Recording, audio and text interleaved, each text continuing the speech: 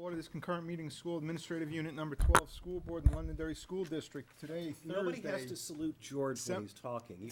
Oh, we're all standing already. Holy mackerel. I'm not even paying attention. We'll start with the Pledge of Allegiance. We're trying to get Mr. home. Beaver, would you leave us in the Gas in the generator. of the United States of America, to the republic for which it stands, one nation, under God, indivisible, with liberty and justice for all. Jeez, aren't we an anxious bunch? Thank you all. We do have one individual who wanted to come up and speak to us for a second. So, Mr. Blunt, would you please come on up? I heard you have some news for us. It's always good. I'd like to announce this evening to the School Board, Budget Committee, and Londonderry community, New Hampshire School Administrators Association this afternoon announced its 2008-2009 Superintendent of the Year for New Hampshire, and that is Nate Greenberg. Congratulations.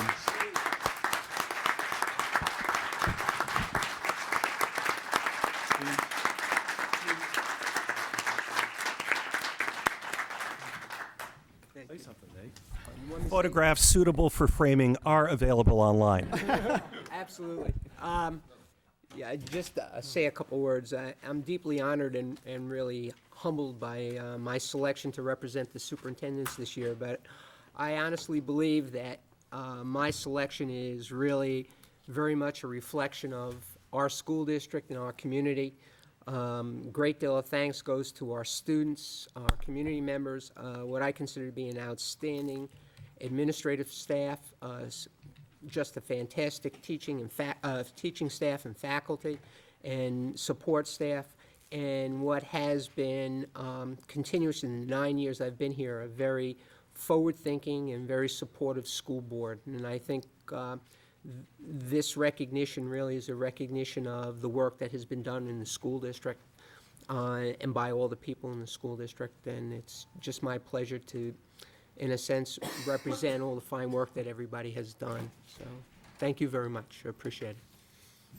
Thanks, Nate, and congratulations.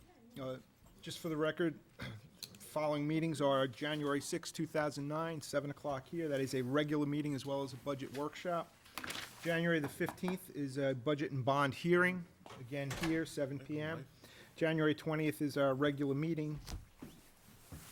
And our purpose this evening is to, I'm sorry, Nate? George, can I make just one announcement before we start the budget stuff? Absolutely. Thank you, sir.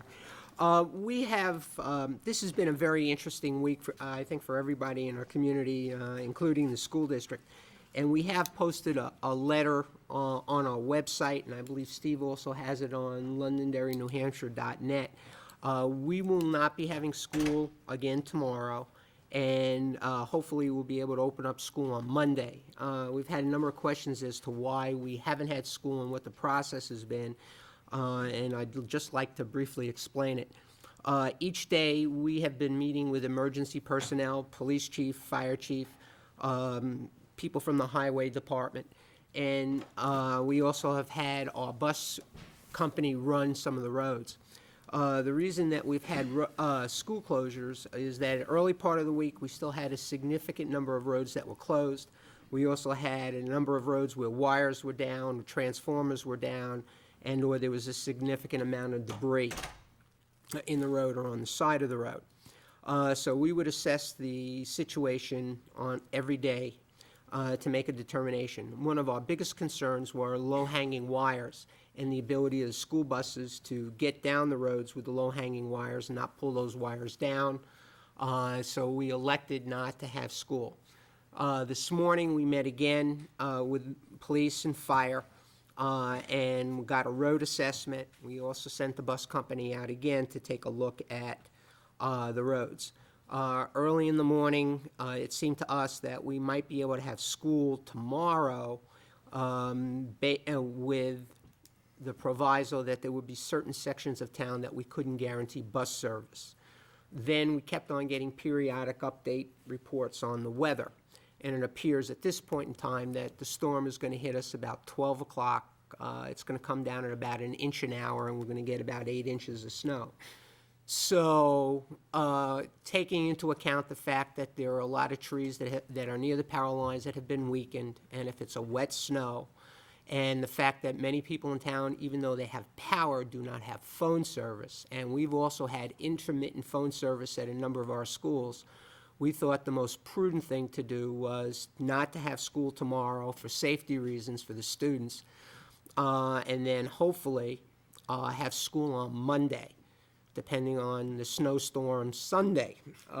So we shall see. Global warming. All global warming. So I think I mentioned to some of the board members, there are times this week that I thought a giant whale had swallowed New Hampshire, and that I would have sworn I saw Jonah walk into town hall. But that's beside the point. So hopefully we'll start school on Monday again, all things considered. And of course, the administration, the school district, and school board hopes that all those people in town who still don't have power get power back, and that the coming snowstorms don't create more power issues for everybody. So there we go. Thanks, Nate. And again, I'll just reiterate, the other night, you guys are doing a great job on, number one, keeping the shelter open, keeping people informed, and making the right decisions as far as I'm concerned regarding whether we're going to hold classes or not. And with that, what I was saying is, what we're here to do is basically discuss amongst the five, the full board, some of the direction that we'd like to give Nate, as well as get any input that the budget committee may have. I know you guys haven't had a lot of time to meet, and what we'll do is reconvene back on January 6th and for the budget commission. I'm sorry, Peter. I was gonna pass out a handout and kind of give a summary of where we are. Pass it over. We'll be fine.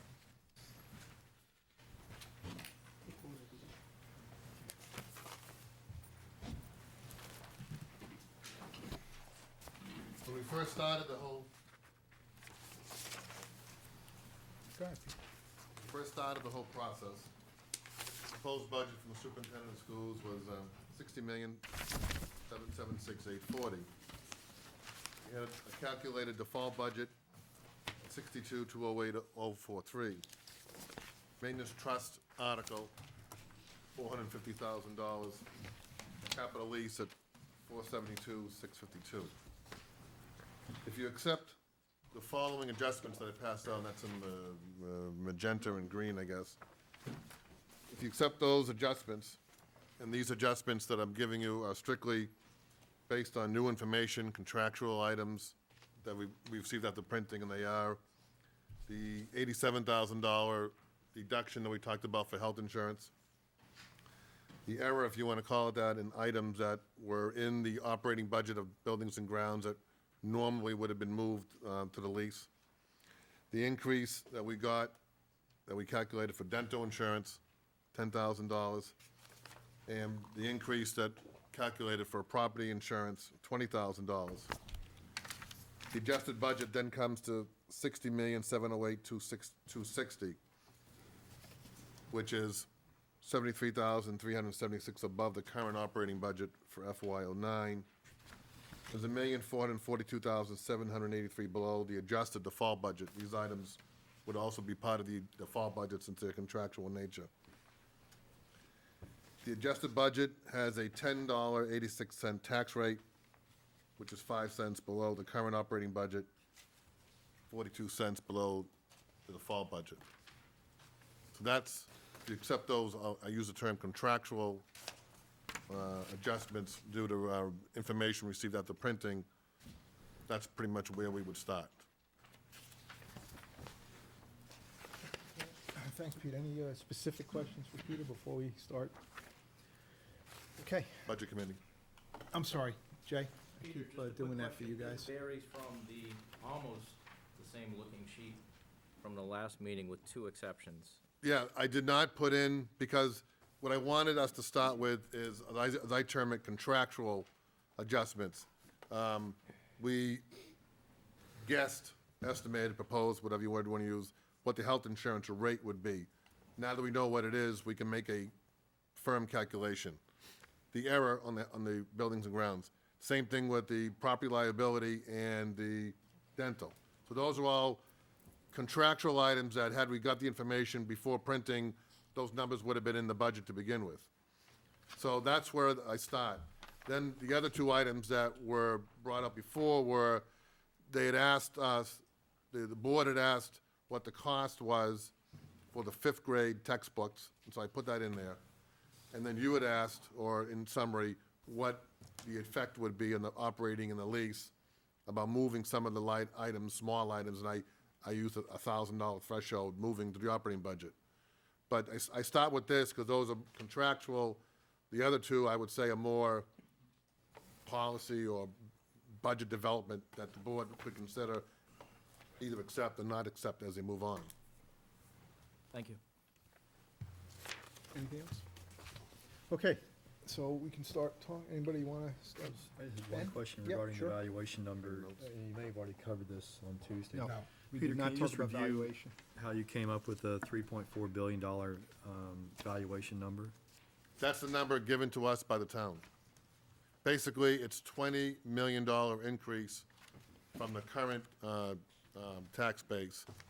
And again, as we've done in the past, that includes the estimate of new construction, new building. Wouldn't include, and I would never think they would increase the values this year, but that doesn't include any adjustments on current properties. Do those adjustments only go up, or do they go up and down? I didn't hear you. Do the adjustments go both up and down? They could. The target that the assessor has for prorated is, I believe it's 92 to 98. That's the window that they don't want to go below 90, I think it is, and obviously then 95 would be the higher. So if they're at 87 or 88%, they would adjust values up to get into that window. If they go too far above the 95, they would start dropping values. Thank you. Is that the only specifics? So, does anybody want to start us off with where we think we want to go, or? Well, I'd like to address two issues. Yep. First one is the 5th grade science books. I'll make a motion that we add that back into the budget, if you want a motion. And the basis is we're doing 3rd and 4th grade. We have a science program at 6th, 7th, and 8th. It seems that missing that middle year is something that would not benefit the children at this time, in my mind. And for $20,000, I think we're trying to get into more of a, Mark, help me with the word, inquiry-based development, and I think we need to follow this through. It'll affect the children as they go through this and hit the high school. We've revised the high school curriculum, we've revised the middle school curriculum, and we're revising the elementary school. For $20,000, I think it's something that we should do, and I'll make that motion. Okay. I'll second it. Excuse me, I have a motion and a second. Any discussion? What's the dollar figure? I think it was $20,000? $20,384. $20,384. John? And we have, currently, this exists in 3rd, 4th, 6th, and 7th. It will exist in 3rd and 4th. I think that's going in next year, but it does exist in 5th, 6th, I'm sorry, 6th, 7th, 8th, and the high school. That's the books that we've seen in. Right. Mark's original proposal was for 3, 4, and 5. I took 5 out. Yeah, to my mind, taking 5 out is kind of like taking the bridge out between 4 and 6, so. Yeah, no, I can the support essence of that. the question was regarding whether people who were in this new model this year would be coming out of it next year and then going back into it the following year. There would be pilot programs, I believe, that would happen Yeah, to. so there definitely would be students that happened to. Any other discussion? All those in favor of adding it back in? Aye. Opposed? Mary, it's 5-0. So, Mark, can you make sure that that gets put back into the curriculum budget? I got one more. Yep, go ahead. One of the things as we did the redistrict, or they asked for the redistricting, one of the things that we can do, and I would like to do to keep the numbers down in the 24, 25 range at North School, is add back a 4th grade teacher. I believe there's the space by taking one of the reading rooms and the superintendent moving the other space around. I believe at that level, having class sizes of 24, 25 is the right thing to do. Going up to 27, 28 in fourth or fifth grade is not the right thing to do. Yeah, I'm gonna second that one. And that's a motion, by the way. Okay, thank you. You're welcome. Any discussion? Okay, Steve, and then Ben? I'm Thank sorry. you. No, that's It's unfortunate we have a motion and a second, because I think the issue's bigger than that. I'd like to know why this option wasn't presented when we looked at redistricting. I'd like to know what the financial impact of the school district would be if we equalized the class size to that throughout the district. I mean, there's a lot of technical details that go with that very quick selection. Ben? I thought we had asked the superintendent to come back with a couple of alternatives. Was this one of them? Nate? Yes, the question the board had asked was for us, when we came back with our final recommendations, was to come back with options on putting a fourth grade teacher in. That was the direction that we had gotten, and specifically at North School. To address the first part of Steve's question, I think when we did the redistricting, we had included in part of the report what the impact would be if in fact we left that teacher in there. I think that was, which is similar to what we've got here. What I'll pass out, and the board doesn't have to take action on this tonight because we could provide all the other stuff, is that Rich and I had discussions, and this is what he came up with. If in fact the board wanted to put an additional fourth grade teacher at North School, the schema at this point would be taking room 24, which is a 900 square foot classroom and located in the new addition, is presently used as a reading intervention room. We'd use that as a classroom. We'd use, for the reading intervention, Title I support, we'd have to find space. The initial plan would be to use the music room and special curriculum small sped lab to provide instructional space for reading in Title I. Use the art room as a storage area as well as a place to house the art and music teachers. Use the small guidance office in the cafeteria as additional storage. We'd then move halftime guidance counselor into the regular guidance office to share that space with a full-time counselor.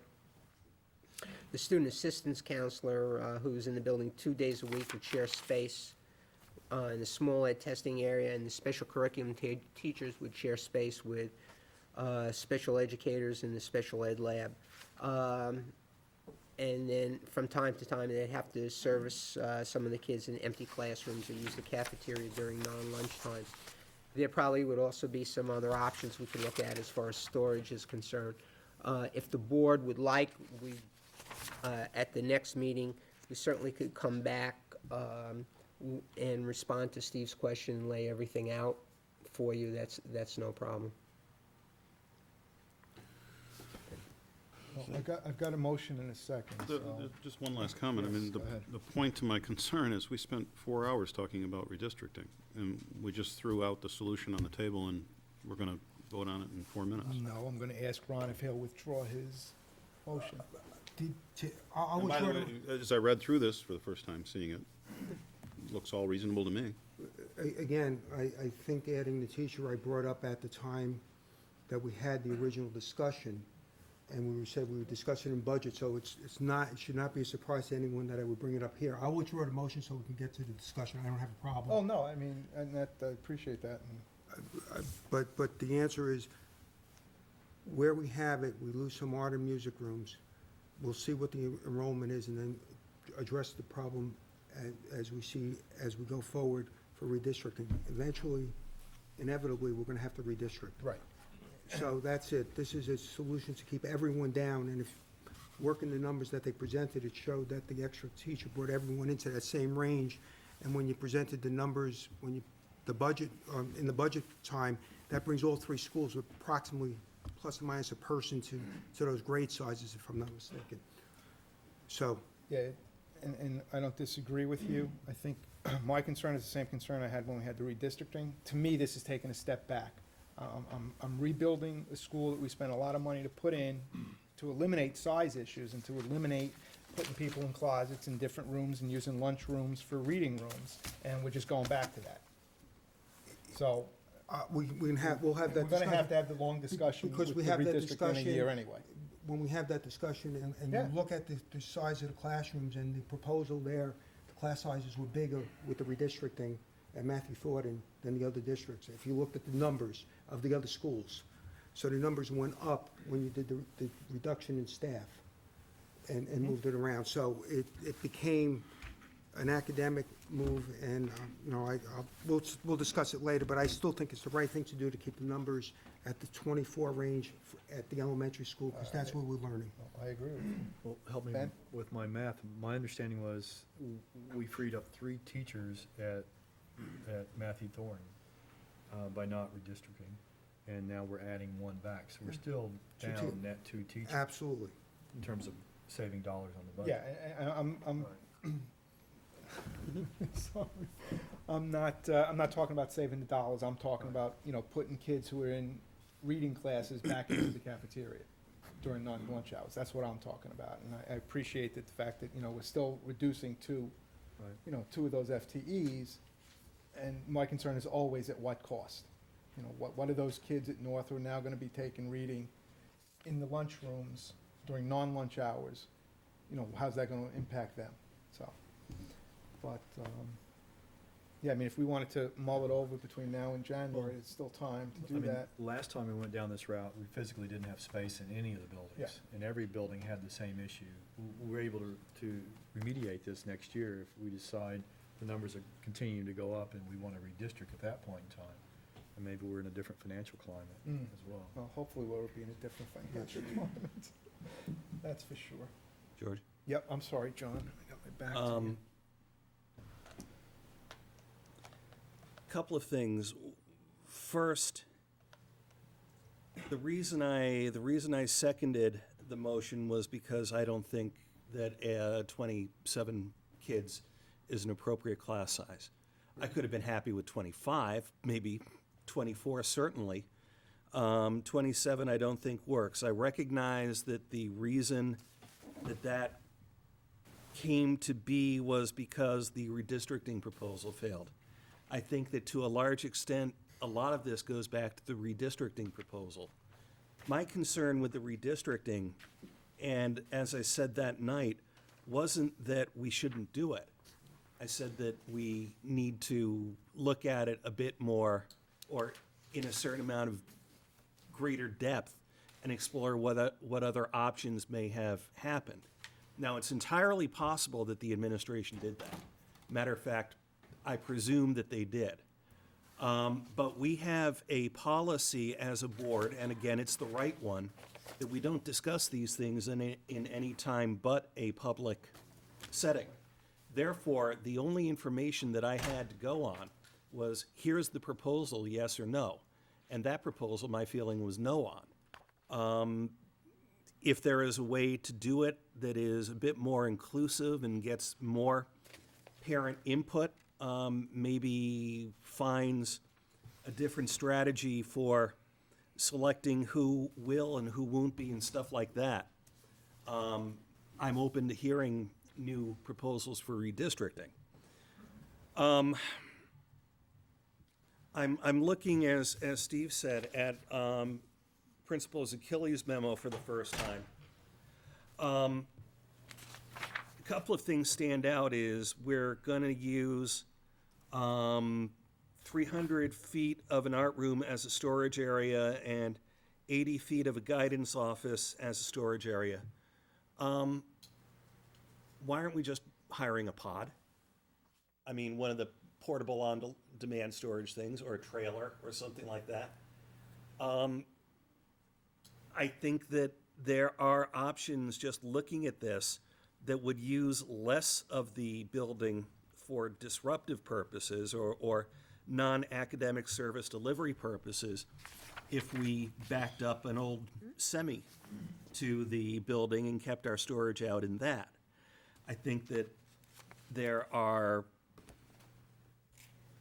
more things to be looked at in greater detail in terms of finding the classroom space without impacting at least some of these areas that appear to be impacted by the strategy we have on the table here. Zach? No, just to clarify the storage area, maybe that was the wrong word. It would be used, the art room, as a storage area. Would also be, we have 4 staff members who, if we're taking the music room and any labs away, I need to place the teacher's desk and all materials, and if we have art and music on carts, I need to put the carts somewhere, the piano, all those kinds of things that would have to be used as instruction during the school day. So not necessarily am I looking for an extra storage area where I could just leave things out there, but these would be things that where teachers would live. And I thought the least impact would be the art room there, because we do have all the art supplies in there as well. So there would be a continuous movement in there. People, adults would be in and out of there getting their materials, getting to class type of thing. So it's just, I just want to make sure that you understood it wasn't just a storage where we could get a container and put things I in. understand what you're saying. At the same time, I have to go through the back halls of North fairly frequently for other things that I do, as you know. And there seem to be bookmobiles parked out there a lot of the time, computers parked out there a lot of the times, things like that. Seems to me you could park a piano there. I'm also aware that, sure, art and music teachers need to have a place to go. But I think that if I had a choice of who I'm going to inconvenience, I'd let life be a little bit harder for the art and music teachers if I could preserve an art classroom for the students. And the issue there is, we don't, I don't believe, and I know Carol and Linda have gone through this before, that having art in the regular classroom, obviously we'd much rather have it in a classroom designed for that Right, with what the I'm trying to supplies. do here is preserve your art room by saying, let's store the piano in the hall. Yeah. Well, you can't. At North School, we have a legally blind student, and we cannot put a piano in the hallway. And then there's students like me that would have just, That's right. You can't put So anything. the issue for us, particularly at that school, is storage in the hallway is really prohibited for us because of a student that we have. So we just can't do that. And I think what Rich was talking about as far as storage is that what would be stored, for instance, in the art room would be the art supplies, the music supplies, the carts, so that the teachers could then go get that stuff that they would be using on a daily basis to go around the school. I agree with you. If we were talking about storing, and we're not, 5,000 reams of paper, a pod, or creating some other area might be fine. But I think what Rich was talking about were the supplies that we use, that he's using on a daily basis. Well, once again, the handicap that I'm continuing to butt up against is the fact that we rightly conduct all our business in public. Therefore, discussions about what this means and things like that, I'm hearing the answers for the first time and reacting based on what I'm sorry, seeing. that's not true. We have discussed the fact that we have a student up there that we had to have a clear hallway on. We've discussed that several times. I believe we even discussed that when we talked about the redistricting. So we have brought those issues up. What we're also seeing here, as far as Rich's proposal, if it's not word for word, it's very close to information that we had in the redistricting proposal when we said, if in fact we don't do this, this is what we would have to do, if I remember correctly. Yes. If we want to focus specifically on the example of a piano that I used, sure, it's probably been mentioned before, or the need for a clear hall or something. But we're using specific objections to try to discuss a policy that I'm suggesting that instead of the solution being, okay, fine, we're gonna have a classroom up there for an extra fourth grade class, we're gonna lose the art room because of it. I think that there need to be more creative ways to utilize space and find things such that the board isn't put in the de facto position of saying, you want a fourth grade class, that's great, you're not gonna have an art classroom. I don't believe that's the decision that we have to make. That's certainly your right to make that, to have that opinion, John. Do you have something? No, Oh, I thought you I'm were gonna say okay. something. No, Sorry. I'm all set. Okay, so you were willing to withdraw? Yes, I am. You willing to withdraw the second? I guess so. Okay. So what we will do is noodle it over and Right, to come up with, we're gonna have to have the discussion. It's just gonna have to be, Well, what I heard, just so I'm clear, so I know what I'm gonna come back with. yep, As part of the whole package of whatever recommendations we come back with for the budget, we'll lay out what we see as options or a variety of options related to that. I would also assume that we would respond to Steve's question too, so that if in fact we have 24 kids in a class, is it equal across the board or similar? Or if it isn't equal, how would it be balanced if? And I would assume that we would have flexibility to have a kid one way or the other, because it's not gonna be possible to Right. get 23 across the Yes, board or 24 yeah, across the no, board. that doesn't happen any other time. Why would Right. it happen now? Yeah. Did you have something, Ben? I was just. Yeah, we can move on. Last year's budget was what, 60,634,000, and we're very close to that this year. And what, 73,000, we added back the 20,000 and possibly 60,000 if we add a teacher. Right. As $153,000. I'm just tossing this out as an idea symbolically. It would be nice if we could find $153,000 somewhere in the 60 million. Second. And we're in a position where we can say we're flat. And I was gonna suggest perhaps that we look at the payroll tax calculation, just to make sure that the rate times the salary equals that number. That might be one possible place where a few dollars sometimes are, I'm just throwing it out as a suggestion, Peter. Excuse me, Ben, I'm not disputing what you said, I just didn't catch where you got the 153 from. Rough math. yeah. $73,000 is the difference between what's shown on the handout tonight, Uh-huh. between the 2008, 2009 budget. Oh, okay. At the top line, 60,634,000. The 2009, 2010 is 60,708,000. So that before the capital lease, that was a difference of $73,000. We voted to add back textbooks for fifth grade science of 20. And then if we were to add the teacher back at North School, that's approximately 60. I'm just ballparking with benefits. Yeah, and So that puts us at approximately 153. So if we were to find an extra 153, and I'm not saying we do that, I'm just saying what would it look like if we were to take out another $153,000? We would be, from a general fund line, flat to the previous year. That's before the contracts and I mean, if nothing else symbolically. Right. I mean, it is you've made substantial reductions in the efficiencies already in the budget. And it's a tremendous amount of work, but we're just so close that from a symbolic standpoint, it might make sense to go look one more time for another 153. Just Okay. throwing it out as an idea. No, I think that's good. Steve, please. Yeah, I'd like to, in the past, the superintendent has presented the budget at or below default, and the board has asked for a few $100,000 more. I'd like to commend the superintendent of the year on presenting us with a budget that, was just $73,000 over last year's budget.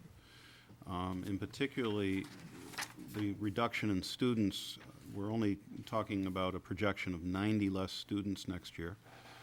And yet, he's, looking at about half of that in positions of people that will be hopefully handled through attrition. So, the 153, I think we need to recognize how aggressive he's been. But as Ben said, it's just a symbolic number, and to be able to say that our budget is the same as last year is very powerful in these economic times. I mean, it's a 0% increase, if that's the number that we can come up with, that doesn't affect services to the students.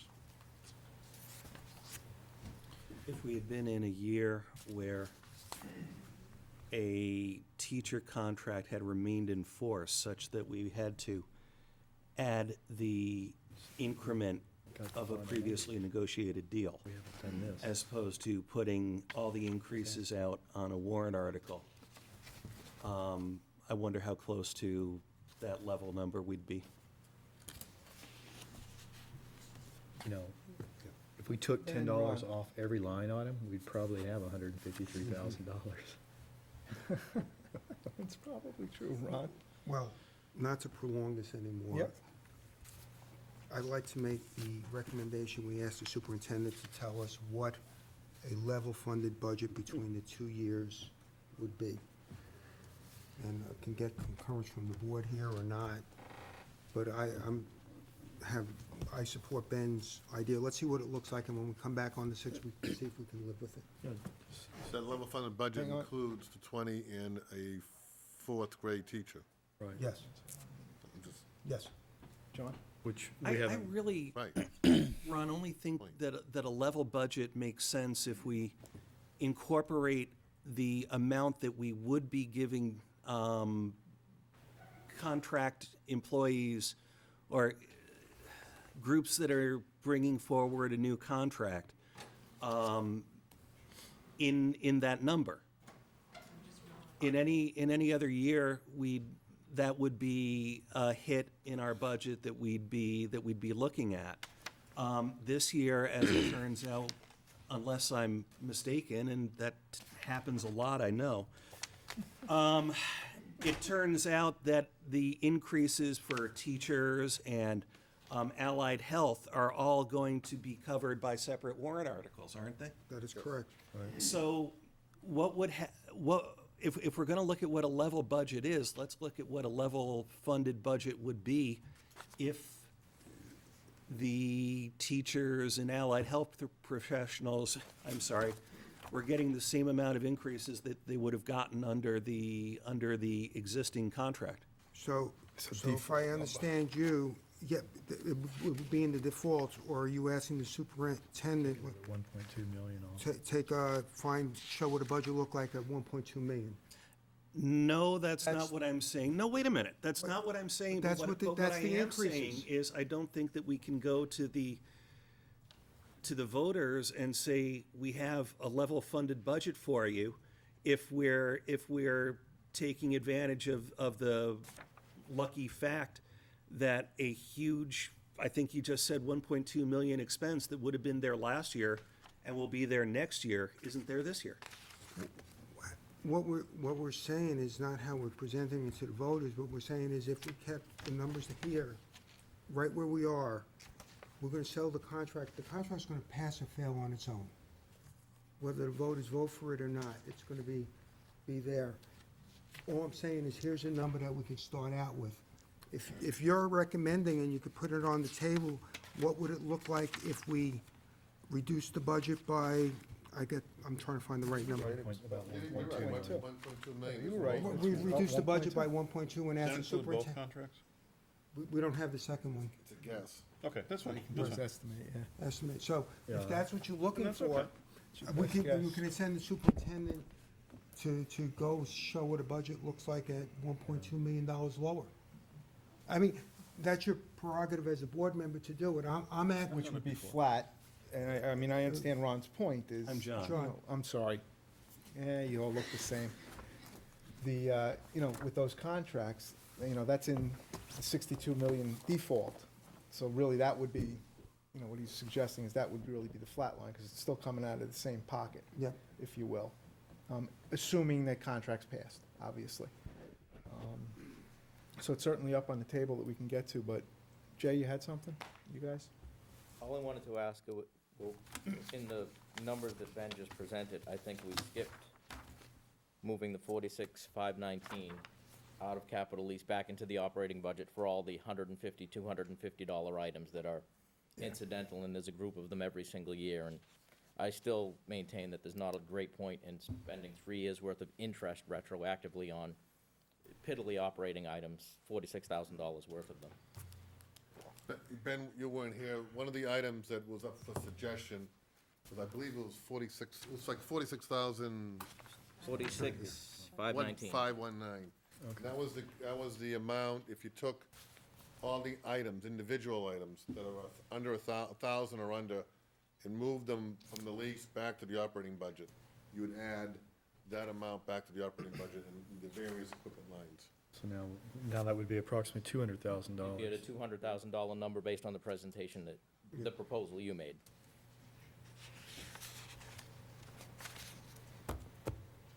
But you Well, haven't I- voted on it yet, though. If Right. if Well, you we're don't. just- Yeah, I mean, we're just, discussing. we're just I discussing don't know that I'm exactly. eager to look at a reduction of $1.2 million in the budget. We keep throwing that number around as though somebody had suggested it.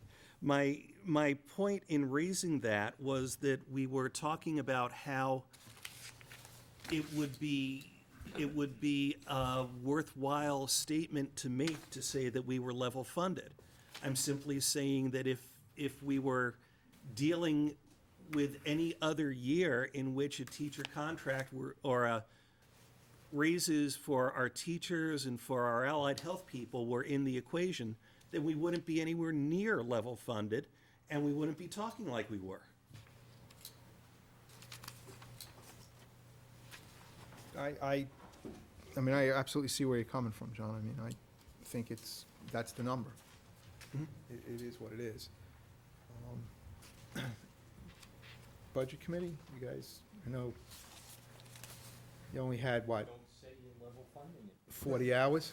Well, I think Ben's point was a good one, but I don't think we would sell it as level funded. I wouldn't sell it as level funded. I would just bring it back to a number that we can relate to. Just call it what it is. It's the general fund budget line item is the same number as last year. That's what it is. And then we've got these warrant articles for the teachers' contracts. That's exactly what it is. You're not gonna know until Right. election day whether that's gonna. Right. Right. All we're trying to do is come up with some number that's reasonable and see what the effects right. of doing this is. Yeah, no, and I think that's a very valuable exercise. And we may have used the wrong terminology, John. We apologize. I guess I'm just you were right. concerned also about the effect that we might be having by saying that this would be the same number as we had last year, but now you get to vote on teachers and things like that too. It makes it look like all the increases or all the differences because of collective bargaining agreements that are being put forward. I'm not sure that's. But it's got to be, the teacher's contract is the steps and any increments in there, so that is the delta. If the contract goes down, the budgets are identical. And I don't know how else to put it. The superintendent, for all intents and purposes, has reduced what he spent last year to incorporate any contracts that we have in place.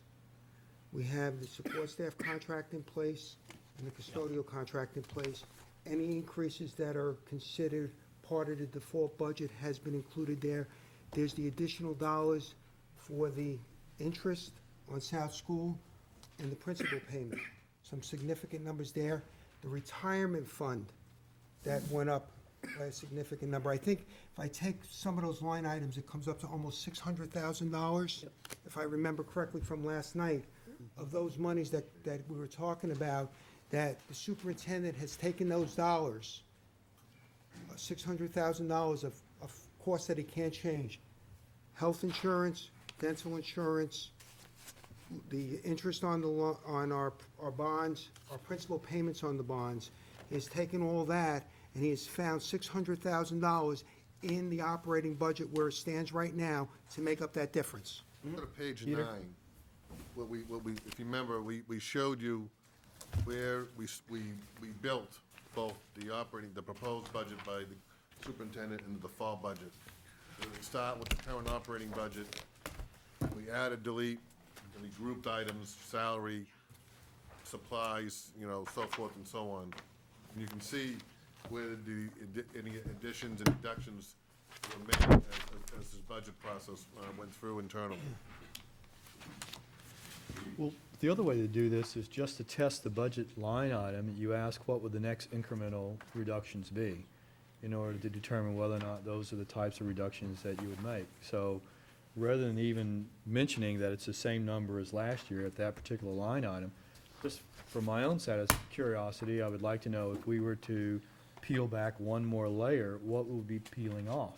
And then we get to make the value judgment as to whether or not it's worth, you know, peeling back that extra layer of cost. We may decide it's not. I'm just curious. Sure. From the superintendent's perspective, if we were to drop another $150,000, $200,000, where are we going? We may decide that's not any place we want to be. But it at least allows us to test the number and say, okay, how deep into the program are we? Well, I think it's a very valid litmus test. Anybody? Tom? Yep. Just as a point of reference. Tom, could you just, microphone, thanks.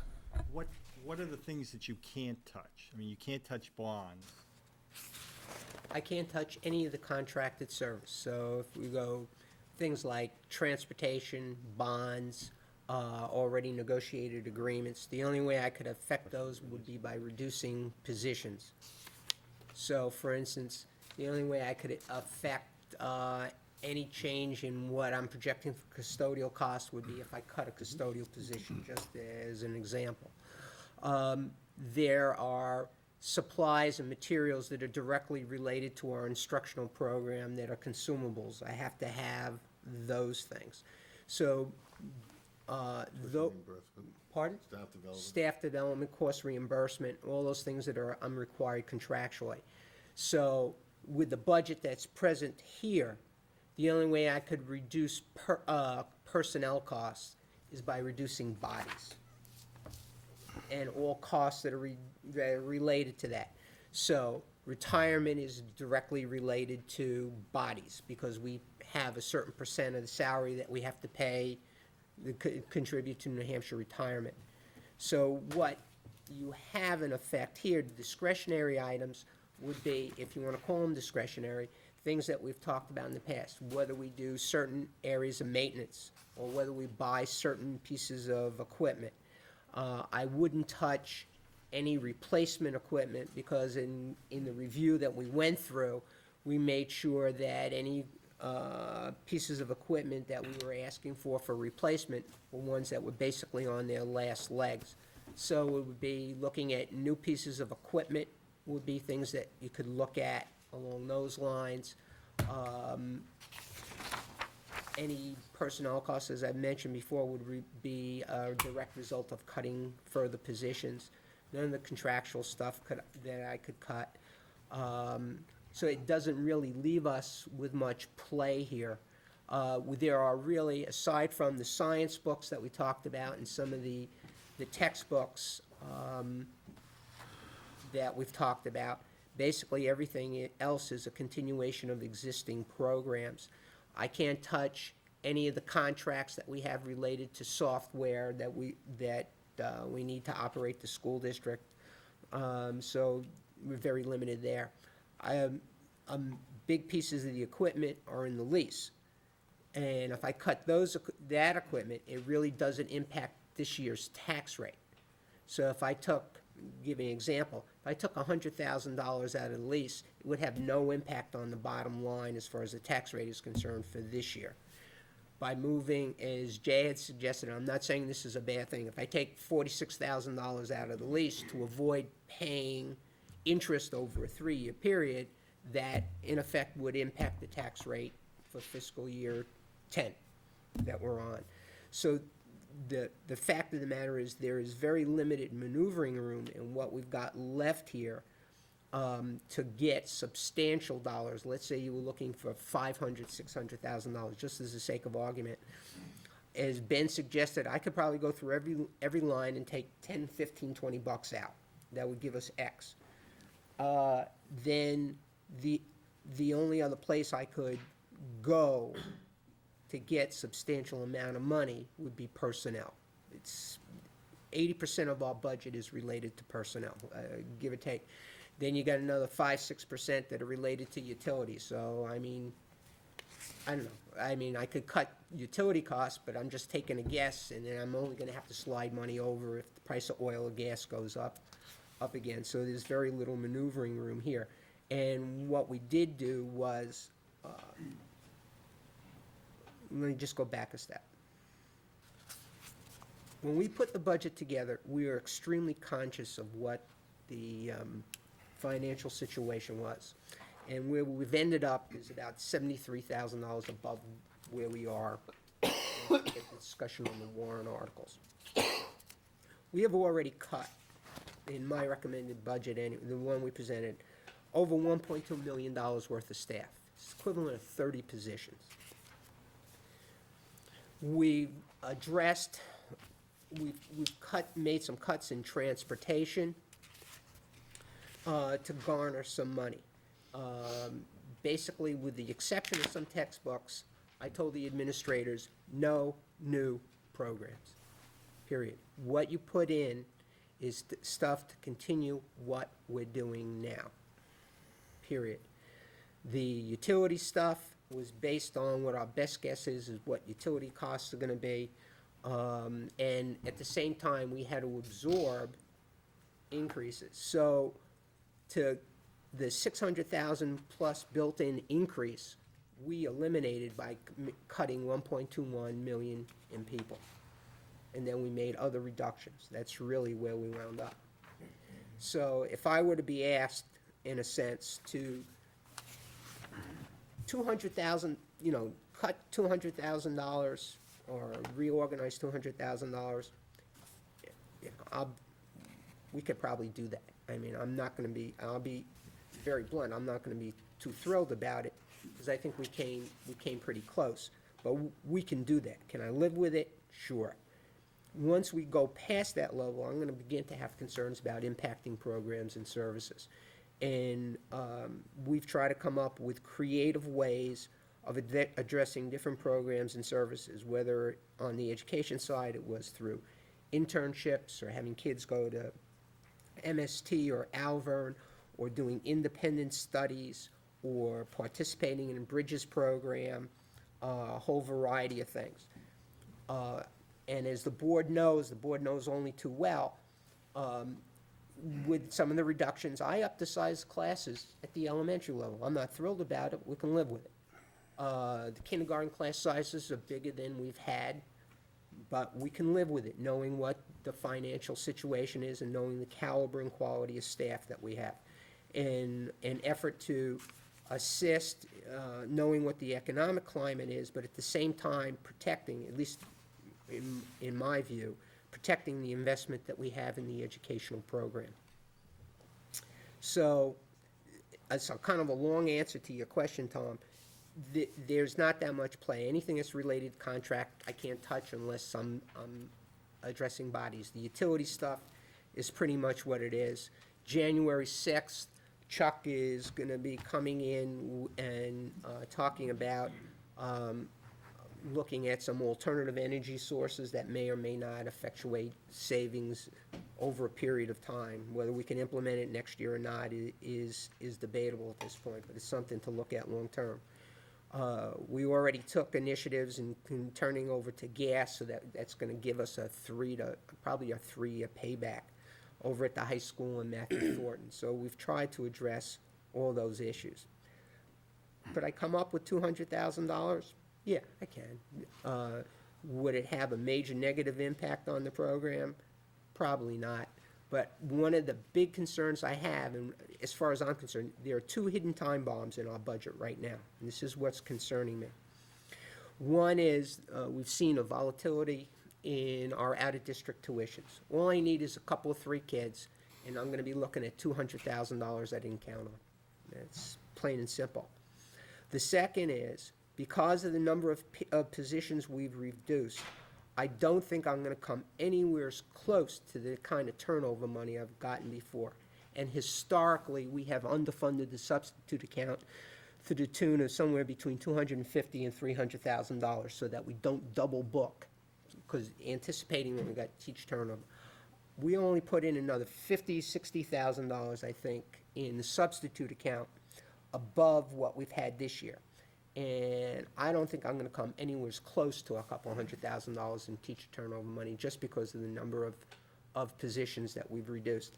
So I'm kinda teetering operationally, cutting it close. I think we can do it. We will make sure that we do it, we'll make sure we don't overspend, but it's close, and I got a concern. I get one big unexpected bump.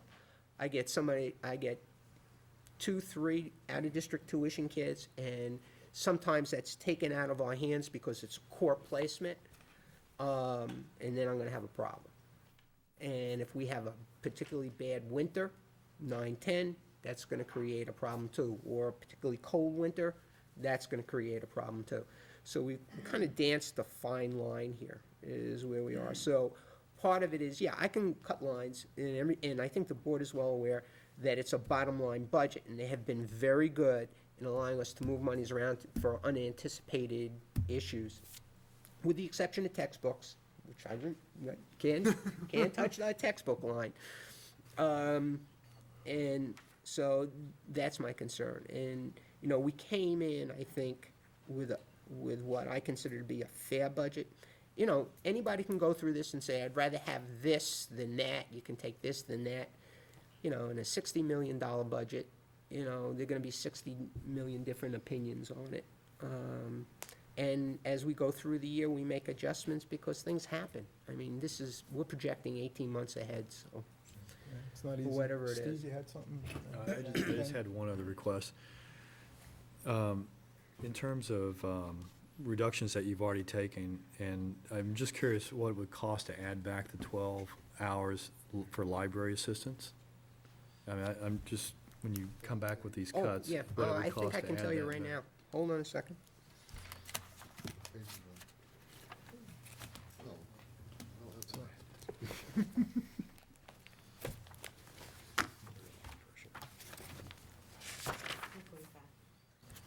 Page 345. How much? Page 345 has what number is it? Okay, the total would be, roughly $38,000. The computer ed assistant total is $3,552. The 12 hours of media assistant time is $34,879. That's, salaries and benefits. Steve, you had some? So, go I'm ahead. sorry, my mistake. Finish. No, go ahead and let him finish. Steve's been waiting. I think No, let Ben him was finish. finished. Trying to wrap up. So the community can have a feel for 1.2 million. I had the superintendent go through an exercise 2 or 3 years ago, and we looked at how could we save 1.2 million, and the solution at that time came up to classroom sizes of 28 to 30 students, just to get a feel for that. Peter, presently, the superintendent's proposed budget is how much below default? Presently, with the adjustments that we do. No, presently. As he came to the table, it was how much below default?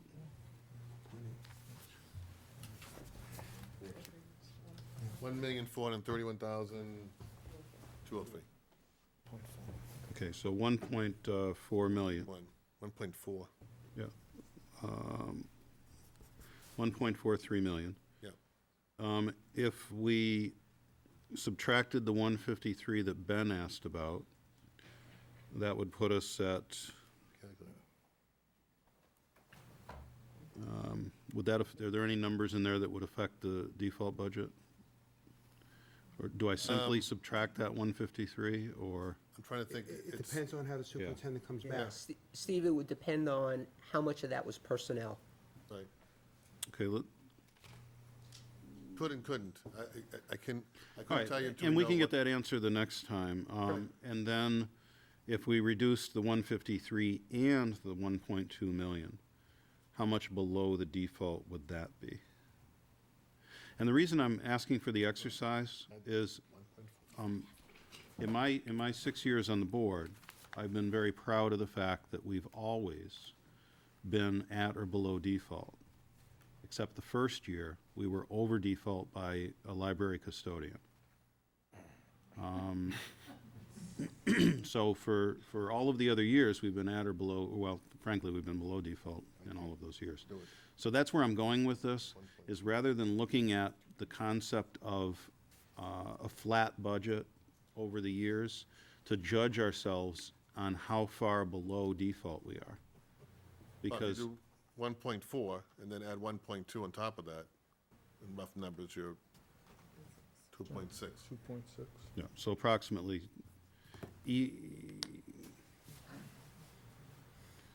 no, it would go the other way.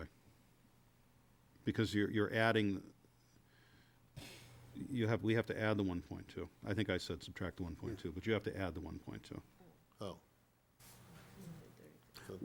Because you're trying to compare apples to apples. So we say that the teachers' contracts and the allied health contracts will pass. That adds 1.2 to the budget. So that puts us at 200,000. approximately 250,000, 230,000 below default. Under default. Which is about where we've been in the past 3 or 4 years. Correct. I believe if you added in the maintenance trust Right? and the teacher's contract, you'd still clear default by a couple $100,000. Again, and if we're measuring, that's how I've been measuring myself politically, as how far can we get it below the default. I had a great comment from the media who contacted me for some issue, and they said the good thing about you guys is you start at default and work down. Other towns seem to start at default and work up. So I think that's just a value that this board brings to Londonderry. Yep. Peter, where in the budget does it show what our average salaries are? Average salary per teacher? Is Doesn't. there a section like that, Susie? Not, We not, just- not in the budget book. Okay.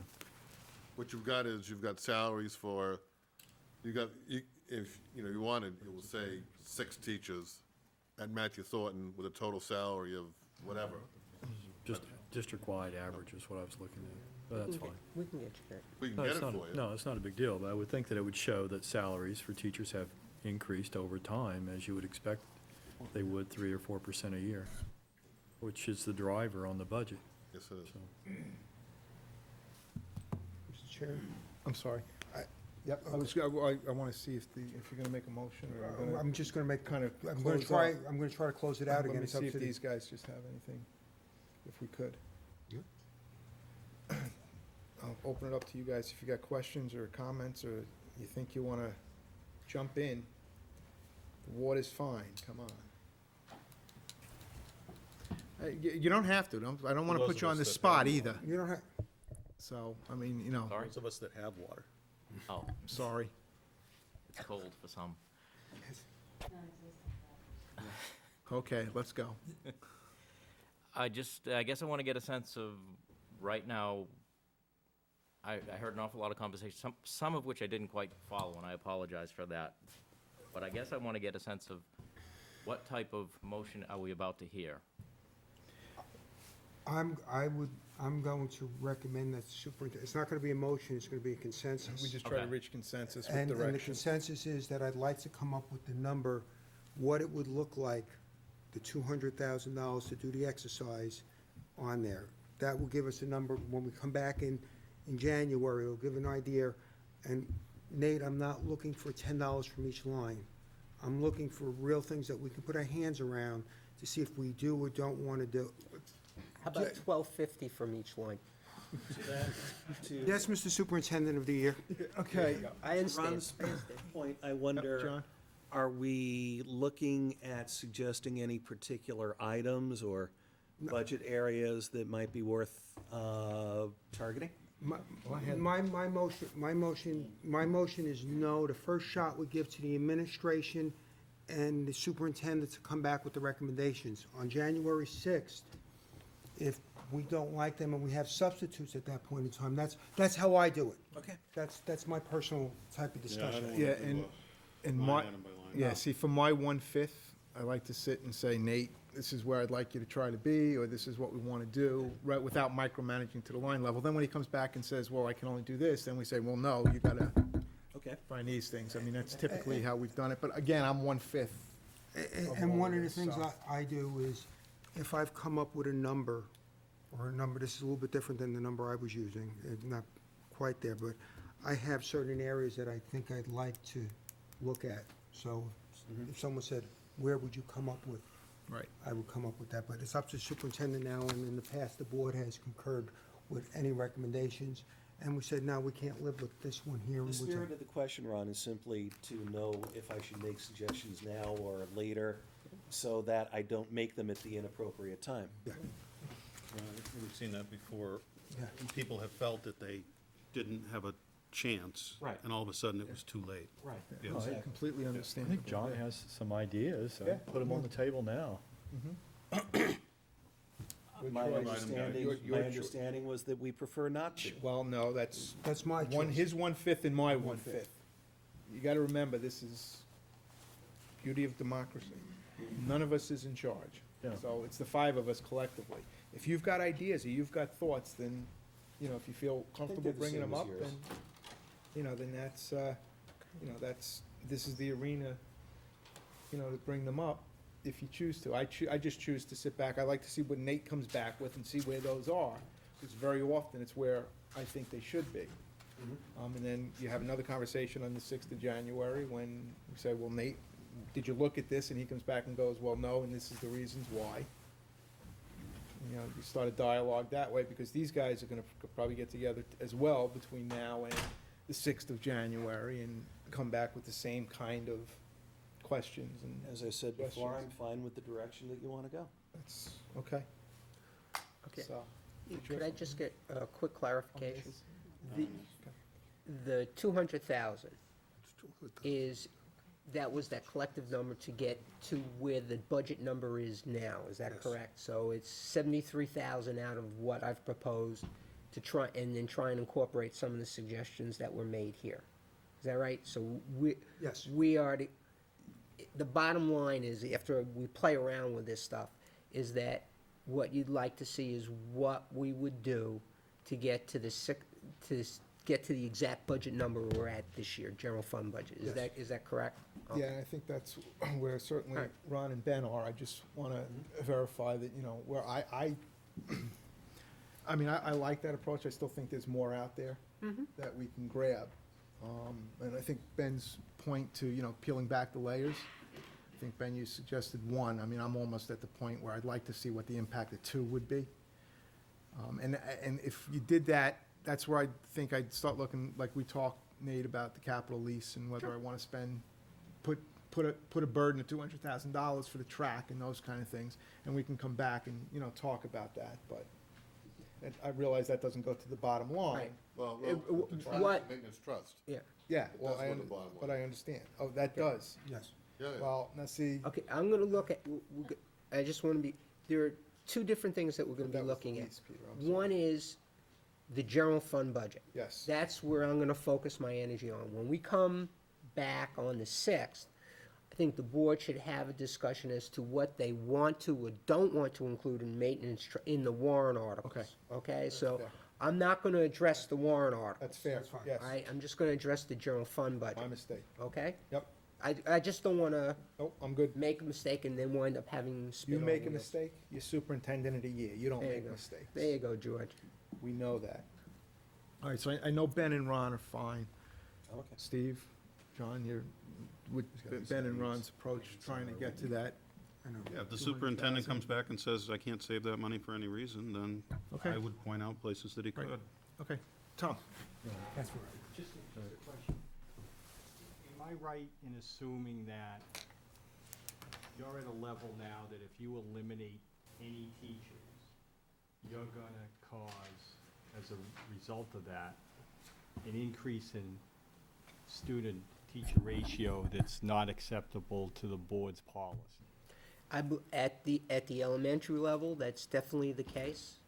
I believe that's also the case at the middle school. I think with the fact that we've only dropped a few kids at the high school. I've already dropped 2 positions, so the result there would be if I dropped more positions at the high school level, I would be dropping programs or courses outright that were not based on, let's say, a small enrollment of 5 or 6 kids or what have you. Because when we went through this, administrators, I think, still have the scars on their back. When we went through this, we went through it with a fine-tooth comb, and I was very clear with them, and they understood, and we all did it cooperatively, that we were looking to make, for lack of a better term, what I consider to be significant reductions, deep enough that it would have an appropriate budget impact, but not hurt programs or hurt the delivery of services. So I honestly believe if I drop any more teaching positions, that it will result in class sizes that are not going to be acceptable across the board. I'm living with some bumps, for instance, at the elementary level, and I think it showed that I'd say to myself, I can live with it for a year because it's in a particular grade level, and we can work around it, and I put in additional 8 hours to compensate for it. I really feel uncomfortable impacting more grade levels at this point with class sizes. I just do.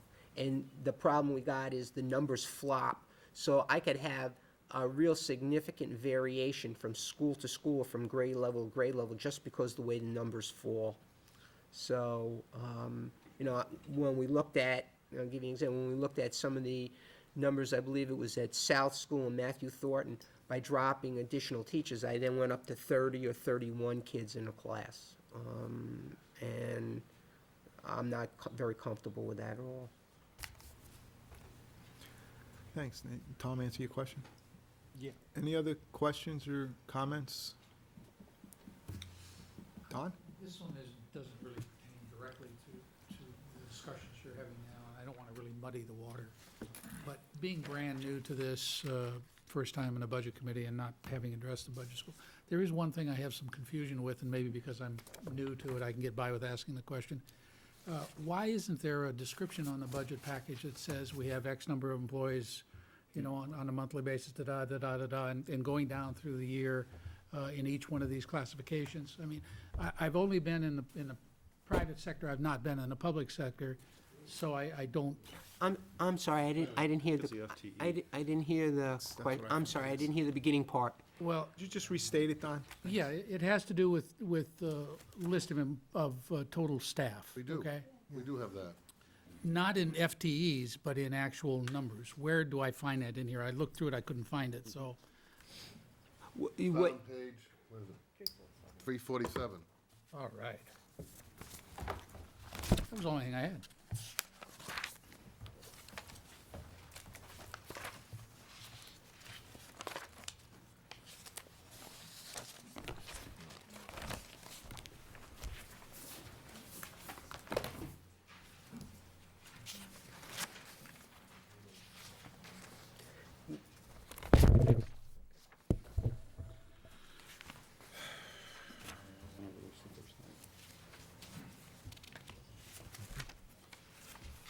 Thank you very much. You're welcome. And, Mr. Chairman, would you accept the motion to adjourn? I mean- have one Actually, thing, if you Steve don't has mind. one more I'm thing sorry. before we go, and we're out of I here. missed that. Unless you guys are, I'll make it as quick as I can. I just think with a significant weather event and the emergency situation we've had in town, we saw the first use of the new shelter at the high school gym. And as regards to the value of the shelter, we've had as many as nearly 200 people in that shelter overnight. Right now, there's 60 in that shelter from, it's supposed to be 3 different communities, but I understand a few other communities have snuck in because they heard about how great the accommodations were. Pete's been cooking. There's been a number of people here that have volunteered at the shelter. I know, as a matter of fact, George just mentioned Peter was there at 6 a.m. the first day.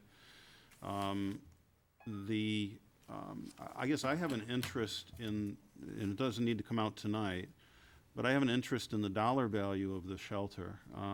You know, we know that the human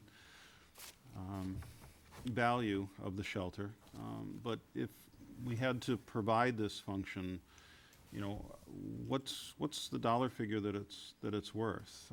You know, we're providing the building, the facility, the food, a residence for hundreds of people.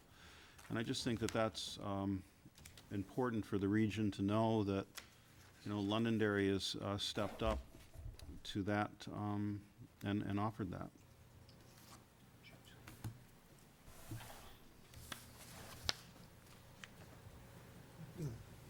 The other thing that made it possible also this year is, if you remember last budget cycle, we talked about the generator.